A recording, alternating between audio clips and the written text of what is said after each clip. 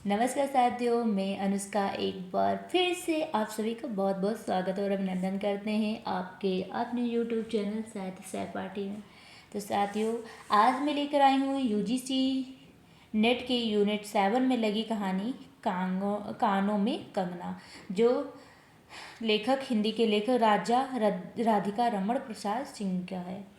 तो आइए कहानी शुरू करने से पहले इनकी थोड़ी महत्वपूर्ण रचनाओं पे भी चर्चा करेंगे, क्योंकि कभी कभी जितने भी लेखक लगे हैं उनकी रचनाओं से क्वेश्चन बन सकता है, क्योंकि अब आजकल क्वेश्चन बहुत घुमा के देता है एनटीए, क्योंकि कहीं से भी क्वेश्चन दे सकता है। तो इसीलिए हम ज़्यादा महत्वपूर्ण पॉइंट, जितने भी महत्वपूर्ण बिंदु हैं उनको कवर करते चलेंगे।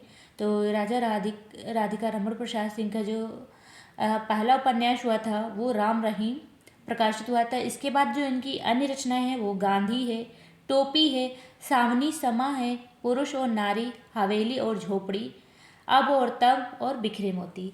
तो ये थी इनकी महत्वपूर्ण रचनाएं। तो चलिए आप देर न करते हुए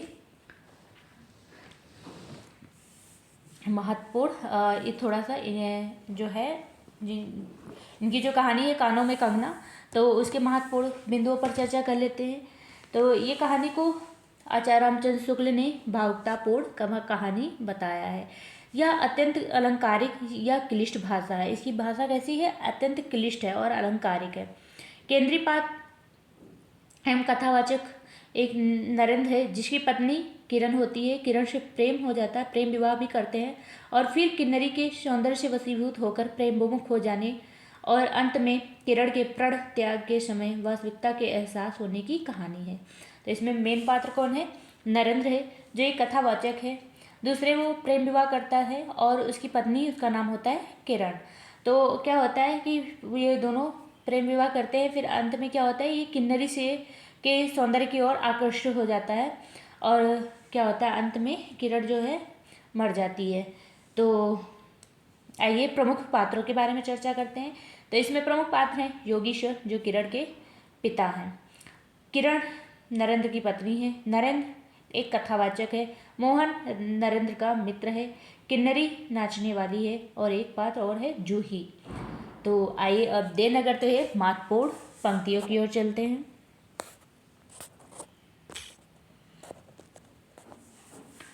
एक भाग एक करके ऐसे डिवाइड है। किरण, तुम्हारे कानों में क्या है? उसके कानों में चंचल लट को हटाकर कहा, कंगना।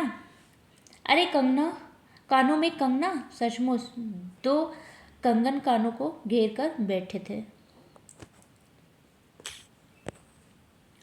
हाँ, तब कहाँ पहनूं? अभी किरण अभी भोरी थी। अब ये क्या है, यहाँ से इंपॉर्टेंट पंक्ति, जितनी भी इंपॉर्टेंट पंक्तियाँ मैं उनको अंडरलाइन कर लूँगी, इनको नोट डाउन करते चलिएगा, क्योंकि पंक्तियों से क्वेश्चन ज़्यादा बनते हैं। भोरी थी, दुनिया में जिसे भोरी कहते हैं वैसी भोरी नहीं। क्या कहता है कि किरण अभी बहुत भोली थी और जैसे दुनिया में भोरी कहते हैं वैसी नहीं। उसे वन के फूलों का भोलापन समझो, नवीन चमनों के फूलों की भंगी नहीं।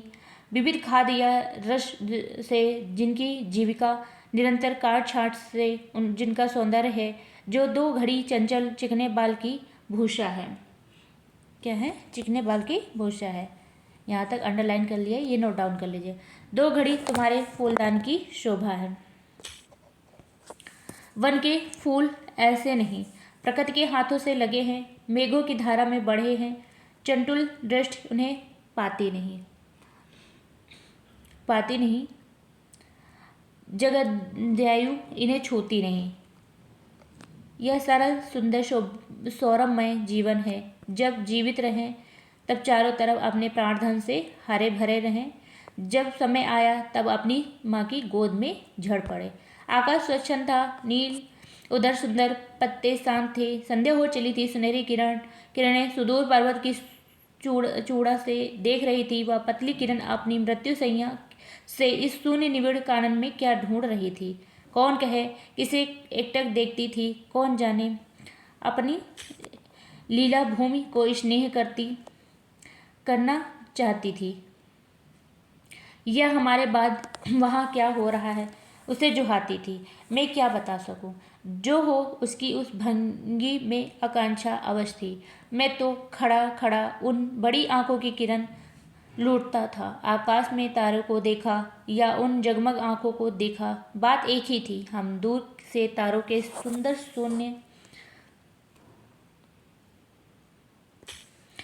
शून्य झिकमिक को बार बार लेकिन लेकिन वह सस्पंद निश्चेष्ट ज्योति सचमुच भावहीन है या नहीं। आप ही आप अपनी अंतर लहरी से मस्त है जिसे जानना आसान नहीं है। हमारी ऐसी आंखें कहाँ कि उनके सहारे उस निगूढ़ अंतर में डूब कर थाह लें। मैं रसाल की डोली थाम कर पास ही खड़ा था। वह बालों को हटाकर कंगन दिखाने की भंगी प्राणों में रह रहकर उठती थी। जब माखन चुराने वालों ने गोपियों के सर के मटके को तोड़े, उनके भीतर किले को तोड़ डाला, या नूर जहाँ के अंचल ने कबूतर को उड़ाकर सहनशाह के कठोर हृदय की धज्जियाँ उड़ा दी, फिर नदी के किनारे बसंत, अब बसंत का भी जिक्र आया तो इसको अंडरलाइन कर लीजिएगा। बसंत बल्लभ रसाल पल्लों की छाया में, अब यहाँ से अंडरलाइन कर लीजिएगा।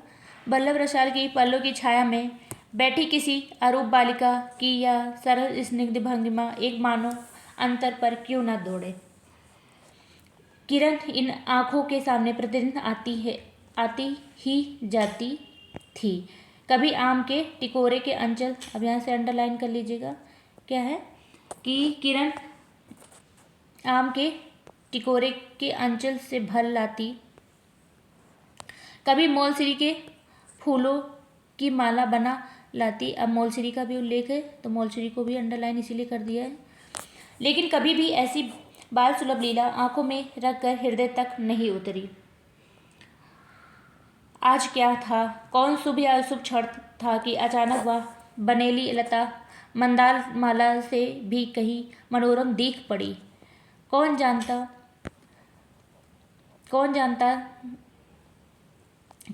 था कि चाल से कुचाल जाने में, हाथों में कंगन भूलकर कानों में पहनने में इतनी मधुर है। 2 टके के कंगनों में इतनी शक्ति है कि गोपियों को कभी स्वप्न में भी नहीं झलका था कि बांस की बांसुरी से घूंघट खोलकर नचा देने वाली शक्ति भरी है। मैंने झटपट उसके कानों में से कंगन उतार लिया, फिर धीरे धीरे उसकी उंगलियों पर चढ़ने लगा। न जाने उस घड़ी कैसी खलबली थी, मुंह से अचानक निकल गया, किरण, आज की यह घटना मुझे मरते दम तक न भूलेगी। यह भीतर तक बैठ गई। उसकी बड़ी बड़ी आंखें और भी बड़ी हो गई। मुझे चोट सी लगी। मैं तत्क्षण योगीश्वर की कोठी की तरफ चल दिया। प्राण भी उसी समय नहीं चल दिए। यही विस्मय था। अभी कहानी थोड़ा समझ में नहीं आएगा, जब पढ़ लेंगे तब समझ में आएगा। भाग 2 में क्या है, 2 करके डिवाइड किया हुआ है। एक दिन था कि इसी दुनिया से दूर रहकर लोग दूसरी दुनिया का सुख उठाते हैं। हरिचंदन के पल्लों की छाया भूलोक पर कहाँ मिले, लेकिन किसी समय हमारे यहाँ भी ऐसे वन थे जिनके वृक्षों के साए में घड़ी घाम निवारने के लिए स्वर्ग से देवता भी उतर आते थे। जिस पंचवटी का अनंत यौवन देखकर राम की आंखें भी अब राम का भी जिक्र हुआ है तो इसीलिए अंडरलाइन के लिए कर लीजिएगा कि राम का जिक्र किस कहानी में हुआ, तो कानों में कंगना। राम की आंखों की भी खिल उठी थी। वहाँ के निवासियों के कभी आमतौर के फूलों की माला नहीं चाही, मंदाकिनी के छींटों की शीतलता नहीं ढूंढी, नंदोपवन का सानी कहीं वन भी था। कल्पवृक्ष की छाया में शांति अवश्य है, लेकिन कदम की छाइयाँ कहाँ मिल सकती। हमारी तुम्हारी आँखों में ने कभी नंद उत्सव की लीला नहीं देखी, लेकिन इसी भूतल पर एक दिन ऐसा उत्सव हो चुका जिसको देख कर प्रकृति तथा रजनी 6 महीने तक ठगी रही। सत देवांगनाओं ने पारिजात के फूलों की वर्षा से नंदकानन को उजाड़ डाला। सम्यक ने सब कुछ पलट दिया। अब ऐसा वन नहीं जहाँ कृष्ण गोलोक से उतरकर 2 घड़ी बंसी की टेर दे। ऐसी कुटीर नहीं जिनके दर्शन से रामचंद्र का भी अंतर्मन प्रसन्न हो, या मुनीस नहीं, मुनीस नहीं। अभी अंडरलाइन कर लीजिएगा यहाँ से कि जहाँ श्री कृष्ण के गोलोक से उतर कर बंसी बजाने और रामचंद्र के मुनीश हो, जो धुरंधर धर्मराज को भी शिक्षा दे सके शिक्षा दे। यदि एक दो भूले भटके हो भी, तब अभी तक उन पर दुनिया का पर्दा नहीं उठा, जगन माया की माया नहीं लगी, लेकिन वे कब तक बचे रहेंगे? लोग अपने यहाँ अलौकिक बातें कब तक होने देगा? वह सागर की जल तरंगों पर स्थिर होना कब संभव है? अब यहाँ से इम्पोर्टेंट है क्या है, ऋषिकेश के पास एक सुंदर वन है। अब ऋषिकेश का भी उल्लेख आया है। सुंदर वन है, अरूप सुंदर है वह प्रमोद वन के विलास के निकुंजों जैसा सुंदर नहीं, वरन चित्रकूट या पंचवटी की महिमा से मंडित है। वहाँ चिकनी चांदनी में बैठकर कनक घुंघरुओं की इच्छा नहीं होती,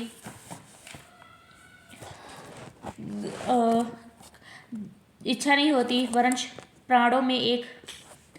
प्राणों में एक ऐसी आवेश धारा उठती है जो कभी आनंद साधना की कूल पर पहुंचाती है, कभी जीव जगत के एक एक तत्व से दौड़ मिलती है। गंगा की अनंत सीमा, अब गंगा का उल्लेख हुआ है तो इसको अंडर, अनंत गरिमा, वन की निविड़ योग निंद्रा वही देख पड़ेगी। कौन कहे वहाँ जाकर यह चंचल चित्त क्या चाहता है? गंभीर अलौकिक आनंद या शांत सुंदर रमण। इसी वन में एक कुटी बनाकर योगीश्वर कहता है, योगीश्वर कौन है? किरण के पिता रहते हैं। योगीश्वर ही थे, यद्यपि वह भूतल ही पर रहते थे, तथापि उन्हें इस लोक का जीव कहना यथार्थ नहीं था। उनकी चित्रवत सरस्वती के, अब सरस्वती का उल्लेख है, सरस्वती के श्री चरणों में ही थी, ब्रह्मलोक के अनंत शांति में लिपटी थी, और वह बालिका स्वर्ग से एक रस्म उतरकर उस घने जंगल में उजेला करती फिरती थी। वह अलौकिक मायाबद्ध जीवन नहीं था, उसे बंधन रहित बांधाहीन नाचती किरणों की लेखा कहिए, मानो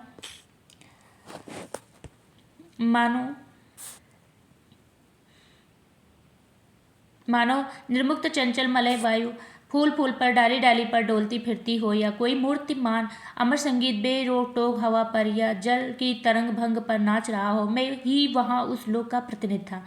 मैं ही उन्हें उनकी अलौकिक स्थिति से इस जटिल मर्त्य राज्य में खींच लाता था। कुछ साल में भी योगीश्वर, अब यहाँ से अंडरलाइन कर लीजिएगा, कुछ साल से मैं भी योगीश्वर के यहाँ आता जाता था।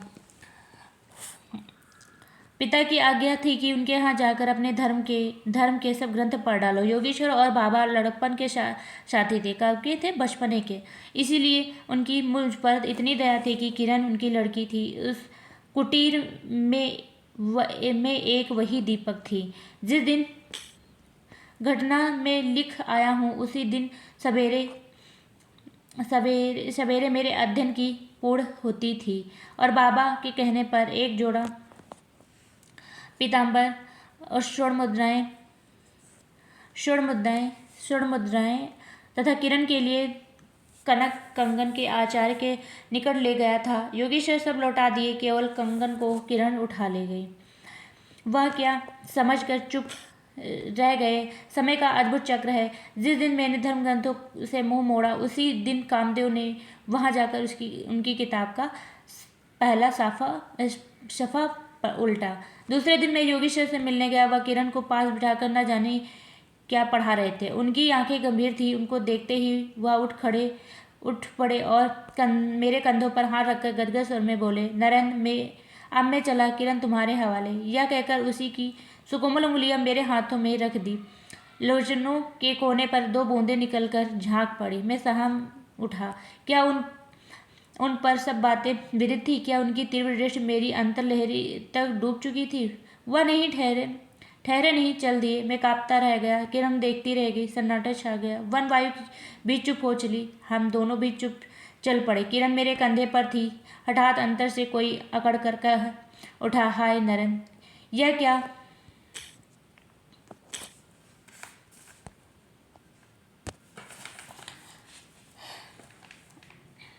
अब क्या है, यहाँ से अंडरलाइन कर लीजिएगा, इंपॉर्टेंट पॉइंट है।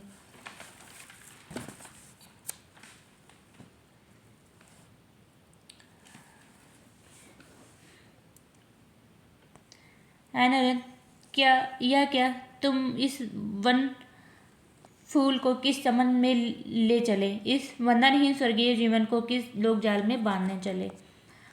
कौन कह रहा है? किरण कह रही है। अब भाग 3, कंकड़ी जल। अब यहाँ से इंपॉर्टेंट है, अंडरलाइन करिएगा। क्या है? कंकड़ी जल में जल कर कोई स्थायी स्थायी स्थायी विवर नहीं नहीं नहीं स्थायी विवर नहीं फोड़ सकती। क्षण भर जल का समतल भले ही उलट पुलट हो, लेकिन इधर उधर से जल तरंग दौड़कर उस छिद्र का नाम निशान भी नहीं रहने देती। जगत की भी यही चाल है। यदि स्वर्ग से देवेंद्र भी आकर इस लोक चलाचल में खड़े हों, फिर संसार देखते ही देखते उन्हें अपना बना लेगा। यहाँ तक अंडरलाइन कर लीजिएगा।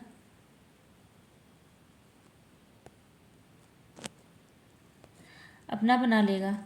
इस काली कोठरी में आकर इसकी कालिमा से बचे रहें, ऐसी शक्ति अब आकाश कुसुम ही समझो। 2 दिन में राम हाय जानकी कह कर, अब यहाँ से 2 दिन से अंडरलाइन कर लीजिएगा। 2 दिन में राम हाय जानकी कह कर वन डोलते फिरे। 2 ही क्षण में वह विश्वामित्र को भी स्वर्ग से घसीट लाया। किरण की भी यही अवस्था हुई। कहाँ प्रकृति की निर्मुक्त गोद, कहाँ जगत का जटिल बंधन पास, कहाँ से कहाँ आ पड़ी वह अलौकिक भोलापन, वह निसर्ग उच्छ्वास हाथों हाथ लुट गए। उस वन की विमल कांति अलौकिक चमन की मायावी मनोहारिता में परिणित हुई। अब आंखें उठाकर आकाश में नीरों बातचीत करने का अवसर कहाँ से मिले। मलय वायु से मिलकर मलयाचल के फूलों की पूछताछ क्यों कर हो। जब किशोरी नए सांचे में ढलकर उतरी, उसे पहचानना भी कठिन था। वह अब लाल चोली हरी साड़ी पहनकर, सर पर सिंदूर रेखा सजती और हाथों के कंगन, कानों की बाली, गले की कंठी तक कमर की करदनी दिन दिन उसके चित्त को नचाए मारती थी। जब कभी वह सज धज कर चांदनी में कोठे पर उठती और बसंत वायु उसके आंचल से मोतियों की लपट लाकर मेरे बरामदे में भर देता, फिर किसी मतवाली माधुरी या तीव्र मदिरा के नशे में मेरा मस्तिष्क घूम जाता और मैं चटपट अपना प्रेम चीतकार फूलदार रंगीन चिट्ठी में भरकर जूही के हाथ के ऊपर भिजवाता या बाजार से दौड़कर कटकी गहने व विलायती चूड़ी खरीद लाता। लेकिन जो हो, अब भी कभी कभी उसके प्रफुल्ल वदन पर वो आलोक की छटा पूर्व जन्म की सुख स्मृति चली आती थी और आंखें उसी जीवांत सुंदर झिकमिक का नाच दिखाती थी। जब अंतर प्रसन्न था, फिर बाह्य चेष्टा पर प्रतिबिंब क्यों न पड़े। यूं ही 1-2 साल मुरादाबाद में, अब मुरादाबाद का भी जिक्र आया है, इसको अंडरलाइन कर लीजिएगा, में कट गए। कहाँ 2 साल कटे? मुरादाबाद में। पहले कहाँ रहते थे? ऋषिकेश में। एक दिन मोहन के यहाँ नाच देखने गया। अब मोहन मित्र था और उसके वहाँ क्या देखने गया? नाच देखने। वहाँ वही किन्नरी से आंखें मिल गई। मिली क्या? लीन हो गई। नवीन यौवन, कोकिल कंठ, चतुर चंचल चेष्टा, मायावी चमक। अब चित्त को चलाने के लिए और क्या चाहिए। किन्नरी सचमुच ही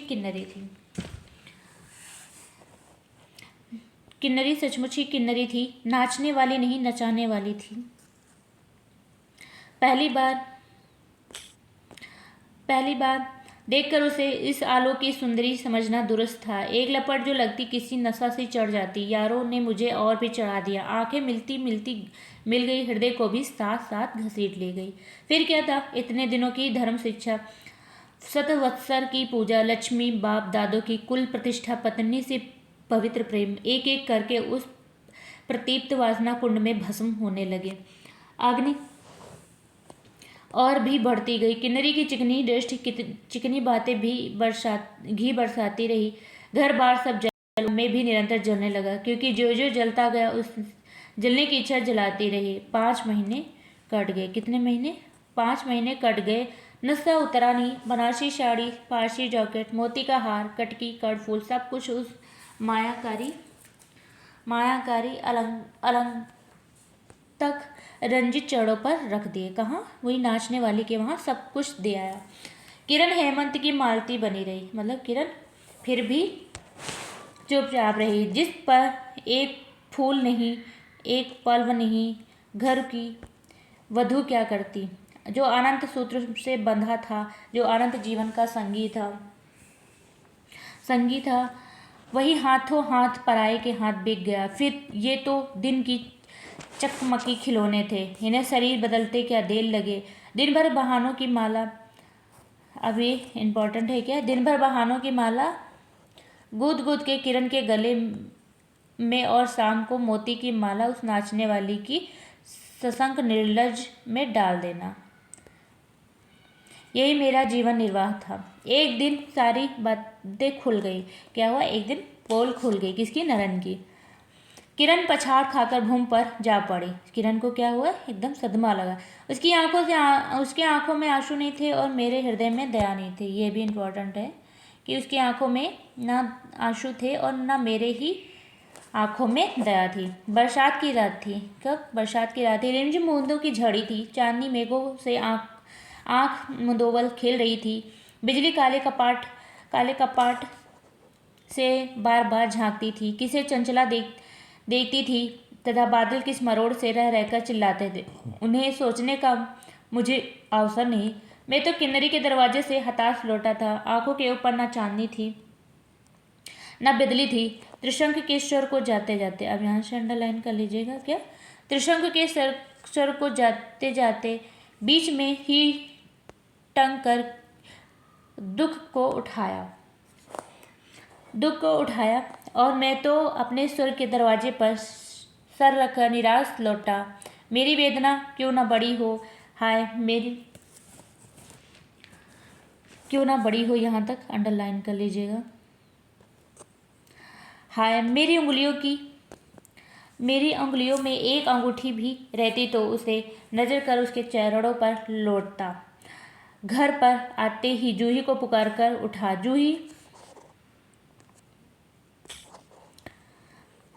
जूही, किरण के पास कुछ भी बचा हो तो फौरन जाकर मांग लाओ। ऊपर से कोई आवाज नहीं आई, केवल सर के ऊपर से एक काला बादल क्लांत चीत्कार के चिल्ला उठा। मेरा मस्तक घूम गया। मैं तत्क्षण कोठे पर दौड़ा। सब संदूक झांके, जो कुछ मिला सब तोड़ डाला, लेकिन मिला कुछ भी नहीं। अलमारी में केवल मकड़े का जाला था। अब क्या? मकड़े का जाला था और मिला नहीं। मकड़े का जाला था और श्रृंगार बक्स में एक छिपकली बैठी थी। उसी दम किरण पर झपटा। पास जाते ही सहम गया। वह एक तकिए के सहारे निशाय निस्पंद लेटी थी। केवल चांद ने खिड़की से होकर उसे गोद में ले रखा था और वायु शरीर पर जल से भिगोया पंखा झल रही थी। मुख पर एक अरूप छटा थी। कौन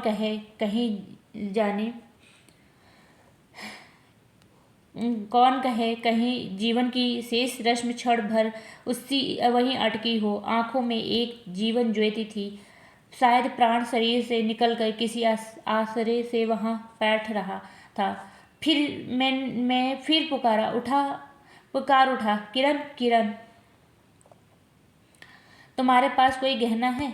हाँ, छीड़कंठ की काकली थी। हाँ, कहाँ है? अभी देखने दो। उसने धीरे से घूंघट सरका कर कहा। वही कानों का कंगना। सर तकिए से ढल रहा था। आंखें भी झिप गई। वह जीवंत रेखा कहाँ चली गई? क्या इतने ही के लिए अब तक ठहरी थी? आंखें मुख पर जा पड़ी। वही कंगन है, वैसे ही कानों को घेर कर बैठे हैं। मेरी स्मृति तड़ित वेग से नाच उठी। दुष्यंत, अब दुष्यंत से अंडरलाइन कर लीजिएगा। दुष्यंत ने अंगूठी पहचान ली। भूली शकुंतला को उस पल याद आ गई, लेकिन दुष्यंत सौभाग्यशाली थे, चक्रवर्ती थे। अपनी प्राणप्रिय को आकाश पाताल छान कर ढूंढ निकाला। मेरी किरण तो इस भूतल पर ना थी कि किसी तरह प्राण देकर भी पता पाता, परलोक से ढूंढ निकालूं। ऐसी शक्ति इस दीनहीन मानव में कहाँ है। यह अंडरलाइन था, यानी किरण मर चुकी थी और लास्ट टाइम भी उसने अपने कानों के जो उसे सबसे पहले जो उपहार में मिला था, उसने कानों के कंगन तक भी इसको समर्पित कर दिया। तो यहीं पर इस कहानी का अंत होता है और मिलते हैं हम अगले वीडियो में। तब तक के लिए नमस्कार।